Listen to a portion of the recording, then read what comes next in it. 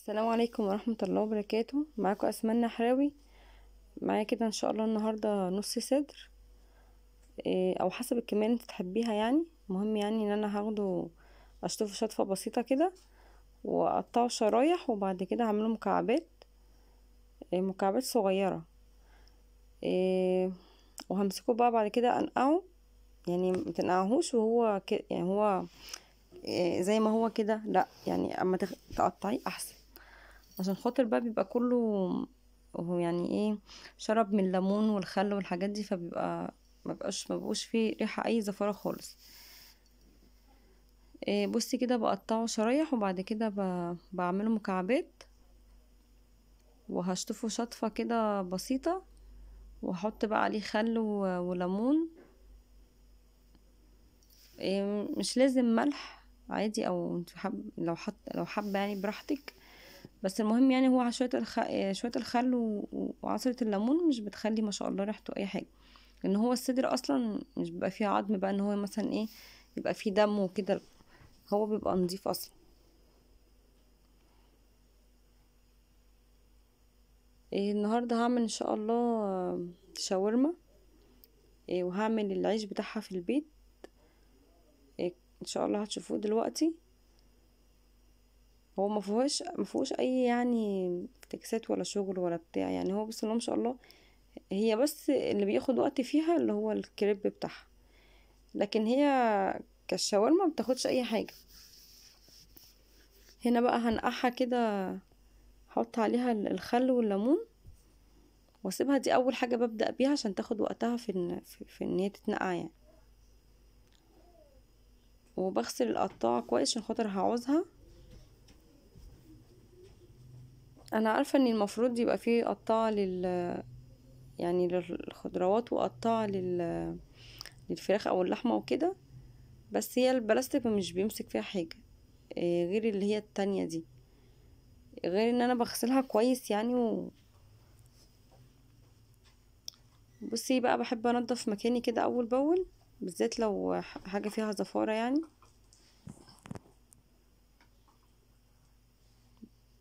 بصي هي ميتها نظيفه ما شاء الله. الصدر وكده مش بيبقى فيه اي دم ولا اي حاجه.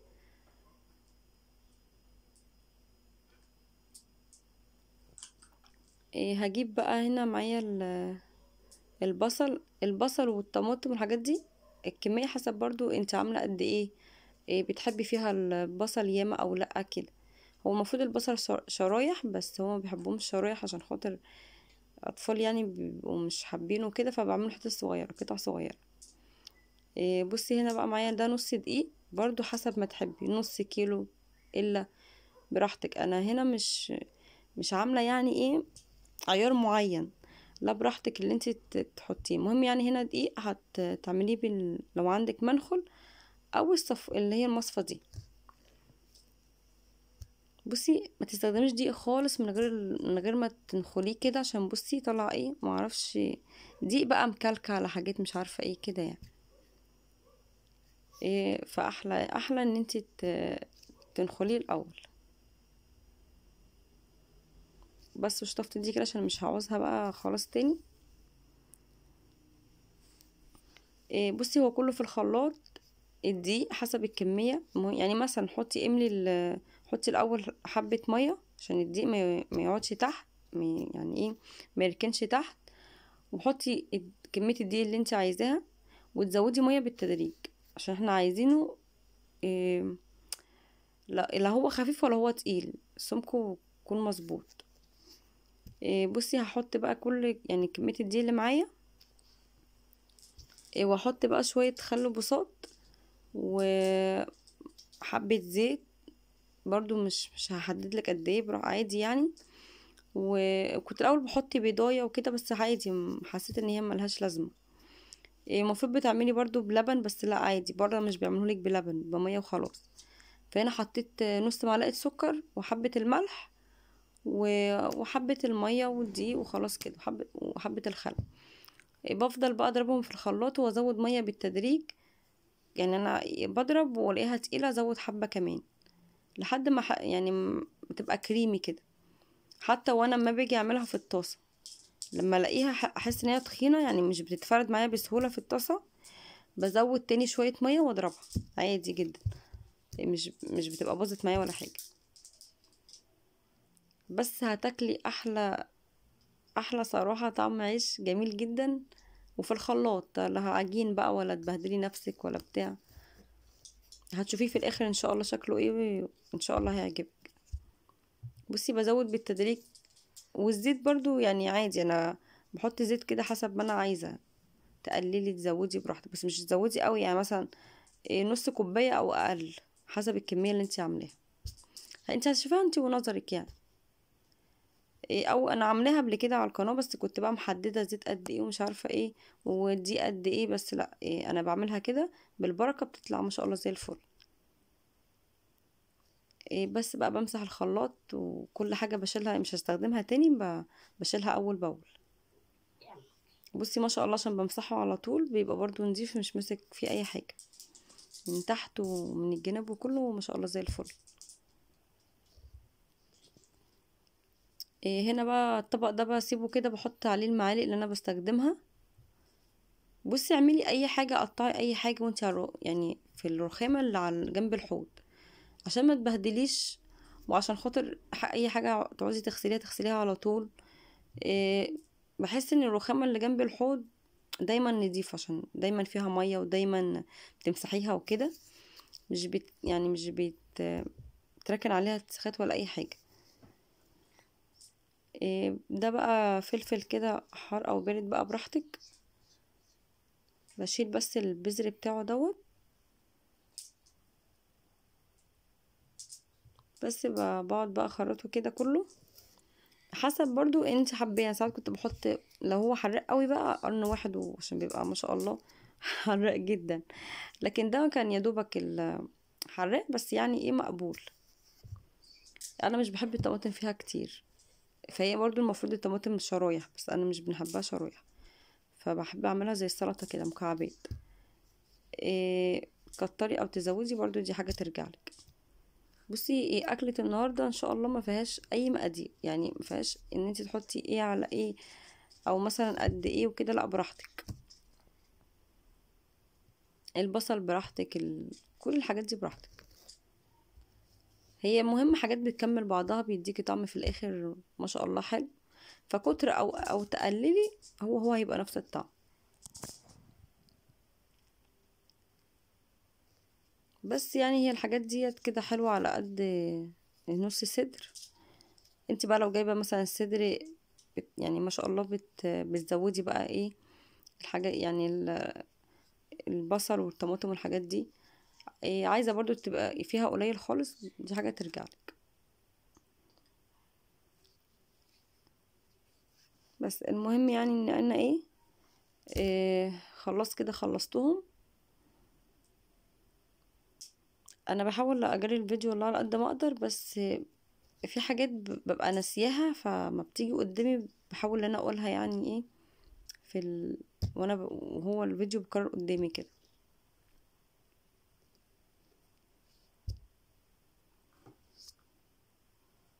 بصي يعني على الرخامة اي حاجة وقعت منك بتشطفيها على طول، مش بتضطري بقى تنقلي نفسك او كده.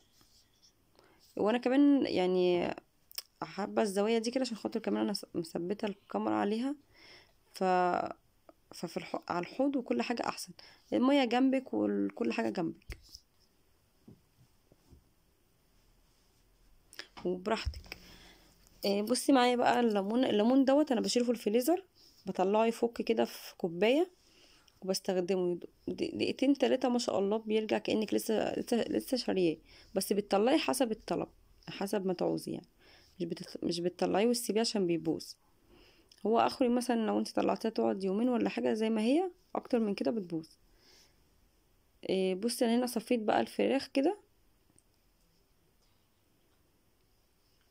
وشطفتها، وهسيبها تتصفى شويه. هجيب بقى بوله. البوله دي المفروض بتحطي فيها واحده زبادي، عشان الزبادي بتدي الفراخ بيبقى خلاها طريه. الزبادي بصي هو هنا مش باين، مخدتش بالي ان هو مش باين. بتحطي الزبدية على الفراخ، وتحطي انا مش بحط، يعني بصي انا احط الزبدية، انا مش بحط لا بصل بودرة ولا بتاع ده، اللهم صل على النبي، لا بصل بودرة ولا توم بودرة، لان انا كده بحط توم فريش برضو شايلاه في الفريزر، والبصل كده كده بحطه برضو عليها فعادي. هنا حطيت الليمون والبهارات، الفلفل، ملح، حبة بوصات، 7 بهارات فراخ، ونص ليمونية. بقلبهم كلهم في بعض. ممكن تحطي بابريكا براحتك، مش عايزة خلاص، انا هنا ما حطيتش. بقلبهم بقى كويس جدا. ممكن تسيبيها نص ساعة، ممكن تعمليها على طول، مش بيغير في طعمها. يعني قصدي مش كل ما تغيبيها بيبقى طعمها احلى، لا هي ما شاء الله بيبقى طعمها حلو، حتى لو تبلتيها كده وحطيتها او عملتيها على طول. انا كل البهارات دي اللي انا قلتلك عليها حطيتها، بس هي مش باينه عشان يعني الكاميرا ما كانتش جايباها. بصي بقلبهم بقى كويس ان هي كل قطع الفراخ تشرب من التتبيله. وحته توم بقى، التوم ده انا فرماه برضه، حطاه في الفريزر، ما شاء الله مش بيطلع اي ريحه في العلبه مقفول عليها، وبقى بينجزك ما شاء الله. معلش انا في لساني على طول كلمه ما شاء الله ديت حلوه يعني. جربيها بنفس الطريقه وهتعجبك ان شاء الله، بالف هنا وشفا. بصي هنا بقى سبتها حوالي نص ساعه، وجبت الصينيه اللي هعمل فيها او الطاسه يعني. بتستعملي بقى الزيت اللي مركون برضو، يعني انا بصي كنت احط هنا، افتكرت ان في زيت مركون في الطاسه، فبحب استخدمه يعني اول باول، مش بحب اركنه للقلي بس، لا صفيته كده عشان لو في اي حاجه. ومش بحط زيت كتير، يا دوبك على قد ان انا اشوح الفراخ فيها، عشان الحاجات دي اصلا مضره يعني، مش حكايه بقى ان هي كمان عشان بقت غاليه والكلام ده، لا هي الحاجات دي مضره، الزيت والحاجات دي. فانت يا دوبك عشان بس تعرفي تعملي الاكل وخلاص، على قد ما نقدروا تخلي الاكل صحي. انا خليت الزيت يسخن وبعد كده نزلت بالفراخ. هحط عليها نفس البهارات. دلوقتي هنزل الاول بالبصل، اديه تشويحه مع الفراخ، وبعد كده هحط بقى بقيه الطماطم والفلفل. الفلفل لو عايزه تجيبيه الوان براحتك، بس انا على قد ما اقدر مش بحب ان انا يعني اكلف لك الاكل قوي. والله العظيم بتبقى طعمها تحفه، طبعا طعمها جميل جدا، مش بالتكلفه بقى، وانك تجيبي مثلا فلفل الوان وما اعرفش تجيبي بهارات ليها خاصه والكلام ده، لا هي بنفس البهارات اللي عندك. بصي هحط بقى هنا بقيه الحاجه، وهحط نفس البهارات، حبه ملح وبصات. انا على فكره ممكن اكون كمان حطيت ملح في التتبيله، بس انت لو حطي حبه بصات عشان هتحطي فلفل وبهارات برضو، السبع بهارات والبهارات بتاعه الفراخ. البابريكا بقى والكركم بيخلي لونها اصفر، فانا ما حطيتهاش المره دي، كنت بحطها قبل كده.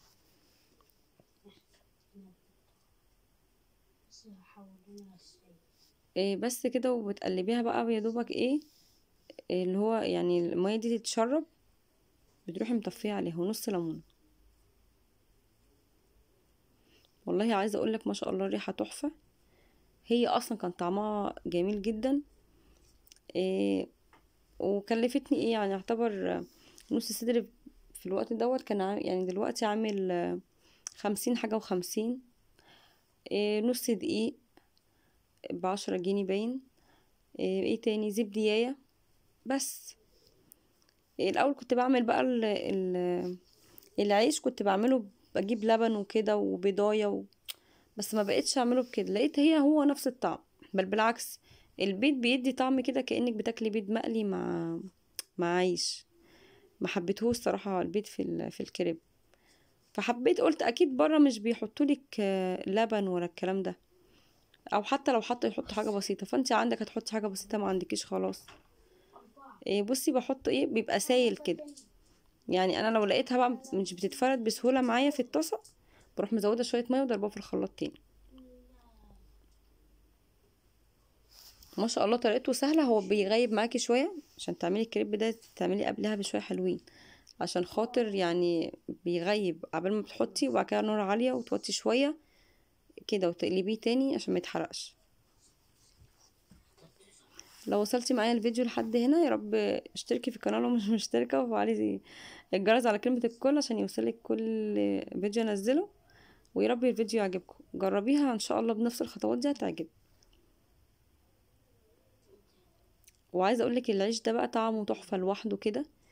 تاكليه بقى حتى لو مش مع شاورما، تاكليه مع كفته، تاكليه مع اي حاجه، صراحه طعمه تحفه. بصي انتي بقى بتحطي العيش وتفضلي تقلبي الطاسه كده، حتى لو هي كرمشت منك شويه مش مشكله يعني. هنا بقى كنت العيش على النار، بس انا بعمل جنبه عشان موطيه عليه. قلت اخلص المطبخ، شطب المطبخ جنبه انا. وانا هنا بقى بعمل بغسل بقى اي حاجه. بصي اي حاجه بهدلتها برضو زي ما اتعودت معاكم، ان انا بفضي الحوض والاكل على النار، يعني عشان خاطر ما اسيبش اي حاجه. إيه بس بقى مش هسوى يعني، هخلص يا دوبك شطفي كده الحاجه اما اغسلها. والتليفون للاسف الشاشه بتاعته اللي هلاقيها اتخلعت خالص، الشاشه بالسكرينه. ف هوقف تصوير يعني هصور بس بتليفون تاني.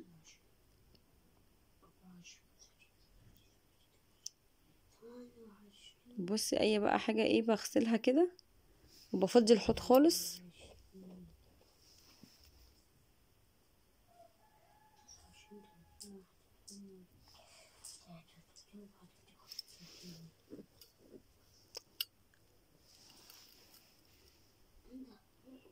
إيه بس هتشوفي بقى العيش دلوقتي ما شاء الله. إيه بصي ممكن تعمليه بقى، تجيبي مثلا كفتة، تعملي مع اي حاجة. ممكن حتى لو يعني ايه بس تتخنيه بقى شوية. تتخنيه برضو ازاي؟ تحطي حبة حلوين في الطاسة، يعني مش بصوص زي ما انا حاطة كده. انا حاطة يا دوبك يعني ايه، تبقى لفة للطاسة بس، طبقة كده واحدة. لكن انتي تزودي شوية. بصي وما شاء الله كان بيقب معايا، يعني بيتنفخ كده ما شاء الله. إيه وبدهن الطاسة زيت، يعني دهنة بس، اللي طبعا لازم تبقى طاسة يا اما تيفال يا اما جرانيت، المهم متلزقش، مينفعش ألمونيا. جربتها الصراحة في ألمونيا، مش عارفة تنفع ولا لأ، بس هي ما جربتهاش. بصي العيش والله ما شاء الله عليه، يتاكل حاف، والله الحقيقي بيتاكل حاف.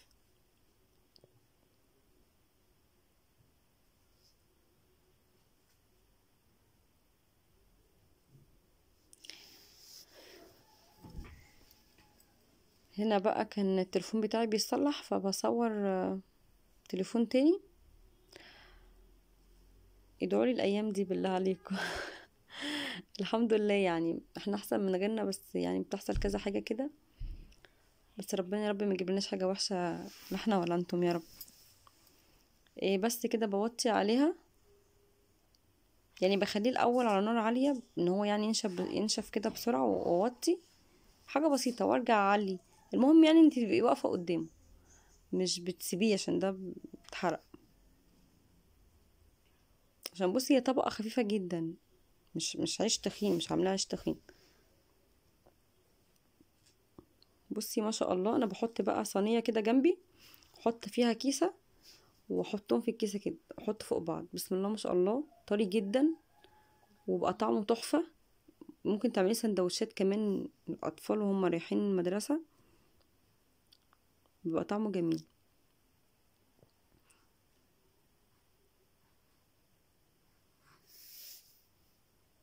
بصي انا بوريكي ان هو الزيت بقى بيخليه ايه، حبة الزيت انت بتحطيهم. بصي ابي ابا ازاي ما شاء الله. الزيت بقى بيعمل ايه، بيخليه بس ان انت بحطاه فوق بعض ما بيلزقش. إيه مش بيلزق في الطاسة، الزيت انت بتحطيه في العجينة، فعشان كده بقولك مكتريش. بصي ما شاء الله انا كنت حاطاه فوق بعضه. يعني بعمله من بعضه ازاي، بيتخلع بسهولة، مش لازق ولا اي حاجة ولا معجن، وطري جدا، اطرى من الرقاق اللي هو الرقاق العادي اللي احنا بناكله ده، ما شاء الله عليه. فانت ممكن تتخنيها شوية وتعملي عيش عادي، تحطيه في الفريزر بقى وكده يعني. ده بقى مايونيز عند اللي هو يعني بيبيع الشاورما وكده. إيه، بتجيبي برضو حسب الكمية اللي انت عايزاها، ده ب5 و5. بس انا عشان يعني حطيت مش على كله عشان في ما بيحبوهوش، فعملت يعني كمية كده وكمية من غير مايونيز ولا كاتشب. بلاش بقى كاتشب اللي هو المغلف ده، عشان احنا كنت بجيبه زمان بس طبعا في المقاطعة. فده بلاش، فالسايب احسن. فبصي بحط بس دهنة كده بسيطة. المايونيز مش بيحبوا طعمه بس والله العظيم طعمه تحفة. يعني ساعات بحطه كده من ورا العيال بس بيبقى طعمه جميل، مش بيحسوا بيه، وعشان مزز شوية مش بيبقوا حابينه. بس انا بحط طبقة اصلا بسيطة، حتى الحشوة مش بتكتري عشان خاطر ما تطلعش من الجناب. عشان انا باخده دلوقتي بروح اديله لسعة على النار، فانت يا دوبك بتحطي بس على قد السندوتش بس، لو لقيتيها زيادة بتشيلي. عشان خاطر بصي انا هنا حاطه الصينيه دي مسخناها جامد، وبديها لسعه كده على النار. ممكن تستبدلي الصينيه دي بالصينيه بتاعه الفرن ذات نفسه، اللي هي السمرة دي، عشان دي بتبقى خفيفه. بصي بقولك ان الحته اللي هي متحمره قوي دي بتخليها من جوه، واللي هي عشان انت كده بتلسعيه من بره، والحته البيضه شويه بتخليها من بره.